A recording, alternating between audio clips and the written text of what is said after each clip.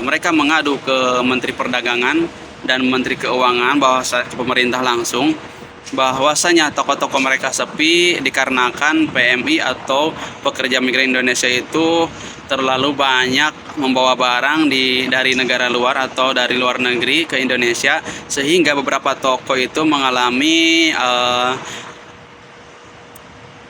memiliki konsumen yang mengurang atau menyebabkan pelanggan mereka itu sepi.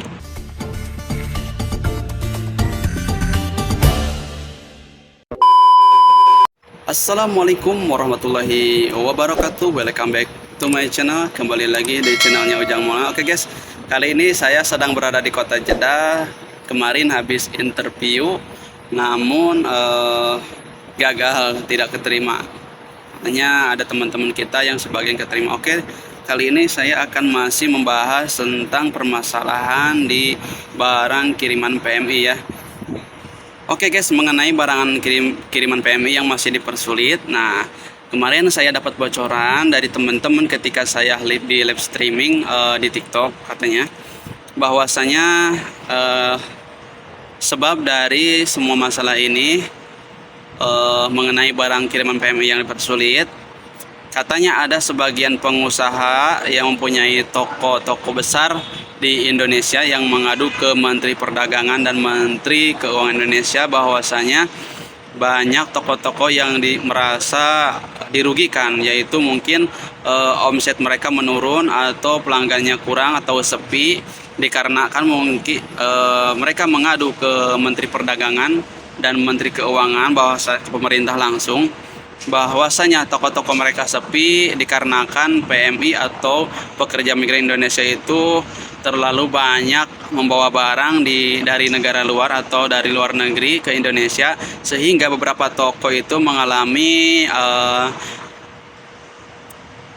memiliki konsumen yang mengurang atau menyebabkan pelanggan mereka itu sepi dan menyebabkan toko mereka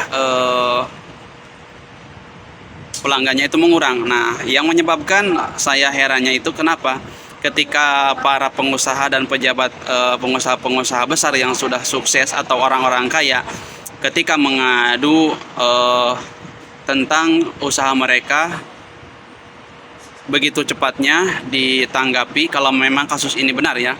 Tetapi kalau PMI yang sudah jelas mempunyai jasa besar, yaitu penyumbang nomor 2 terbesar setelah migas, namun mereka PMI aspirasinya tidak didengar dan tidak pernah direspon. Direspon iya, tapi mereka seakan memberikan harapan palsu dan seakan-akan kita sebagai PMI didiskriminasi oleh peraturan-peraturan yang tidak ada jelasnya atau tidak realisasi, sehingga beberapa PMI atau beberapa pekerja migran Indonesia merasa dirugikan dan tidak dilayani dengan baik, sehingga hak sebagai PMI atau hak sebagai devisa mendapatkan pelayanan yang layak dari pemerintah itu diabaikan. Karena pada dasarnya mungkin kita tidak beruang, padahal kita sudah termasuk penyumbang terbesar nomor 2 setelah setelah migas di Indonesia, penyumbang terbesar nomor 2. Tetapi pelayanan pemerintah terhadap masyarakat kecil atau sebagai PMI terhadap pekerja migran Indonesia sangat tidak ada respon sama sekali. Bahkan kita juga merasa dirugikan dan merasa didiskriminasi oleh peraturan-peraturan yang menguntungkan sebelah pihak, yaitu menguntungkan bagi pemerintah dan para pejabat. Sedangkan kita sebagai masyarakat kecil yang notabene-nya kita ingin mensejahterakan keluarga dan ingin mensejahterakan rumah tangga, selebihnya kita ikut serta dalam mensejahterakan negara. Tetapi uang pemasukan dari PMI itu tersebut masuk kepada kantong-kantong mereka, tidak dihibahkan, tidak dipakai untuk kepentingan negara. Namun uang-uang tersebut yang masuk ke kantong mereka dari para PMI sejumlah sekian miliar itu masuknya ke kantong mereka yang intinya mereka itu menjadikan devisa ini sebagai lahan atau kebun untuk memenuhi kebutuhan perut-perut mereka. Sedangkan kita yang pekerja lapangan, khususnya yang menjadi PMI, yang menjadi peran utama devisa, kita merasa dirugikan. Seperti itu teman-teman. Nah, buat teman-teman silahkan sampaikan aspirasi teman-teman masing-masing atau buat di kolom komentar mengenai kasus ini. Karena kasus ini juga belum ketemu titik permasalahannya, hanya sekedar ada isu dan simpang siur dari sana dan sini.